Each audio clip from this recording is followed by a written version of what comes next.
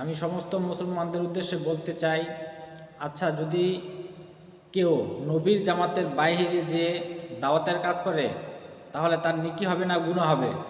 অবশ্যই তার গুনাহ হবে। ঠিক জামানায় 100 বছর পর পর একজন মুজাদ্দিদ আসেন। এই মুজাদ্দিদের জামাতের বাহিরে যে যারা দাওয়াতের কাজ করে, এই দাওয়াতের কাজ গুনাহের কাজ। মুজাদ্দিদের জামাতের ভিতরে থেকে যারা দাওয়াতের কাজ করে তাদের দাওয়াতের কাজে নেকি হয়। তাই পৃথিবীর সকল মানুষকে বলছি, আপনারা ইলিয়াস রহমতুল্লাহ আলাইকে জামানার মুজাদ্দিদ হিসেবে মেনে নেন এবং করোনা মহামারীতে আমি মোহাম্মদ মোস্তফা মোল্লা মুজাদ্দিদ নির্বাচিত হয়েছি, আমাকে মুজাদ্দিদ হিসেবে মেনে নেন। আর এই মুজাদ্দিদের দলে থেকে যারা দাওয়াতের কাজ করবে তাদের নেকি হবে, আর যারা এই মুজাদ্দিদের জামাতের বাহিরে থেকে যারা দাওয়াতের কাজ করবে তাদের গুনাহ হবে।